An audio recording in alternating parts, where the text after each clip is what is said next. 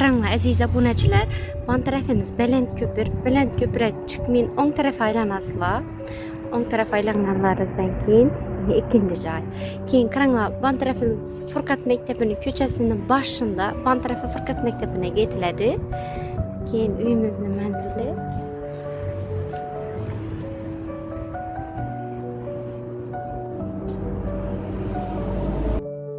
Assalomu alaykum aziz obunachilar. Xonqor tumanimizda umumiy yashash maydoni 221 kvadrat metr bo'lgan hovli joyimiz sotuvga chiqdi. Gaz, svet, suv umuman muammo yo'q. Kadastrimdan ham muammo yo'q. Xonalarimizni sizlarga birma-bir obzor etib beramiz. İşte sizlarga 6 metrlik 4 metrlik bo'lgan dalonimiz yine obzor etib beramiz. 6 metrlik 4 metrlik dalon.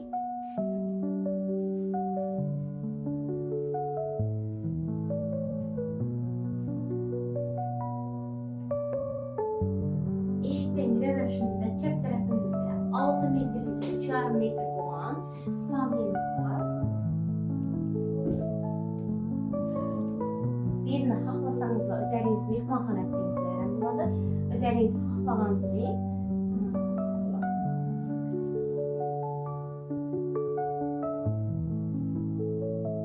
Gireverişimizden doğrudan uzun koridor buladı. On tarafımızda zal buladı. Zalımız ise 6 metre 3 metrelik buladı. Birini haklaganlarınızda özelliğiniz spalniye seyizlerim buladı. Ya bunisi mehmanxana seyizlerim buladı. Eşikten gireverişimizde yine bir spalniyemiz var. Çap tarafımızda 6 metrelik 3 metrelik. Yine kıkamanda. 6 metrlik 3 metre buladı.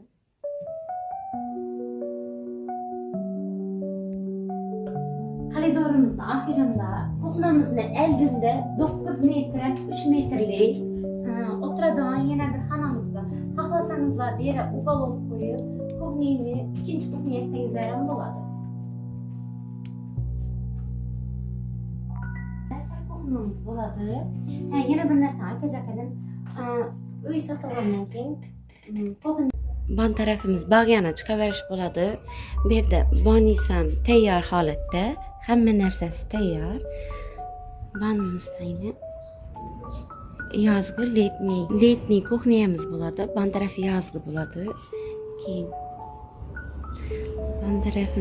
ban tarafimiz kladovka bo'ladi.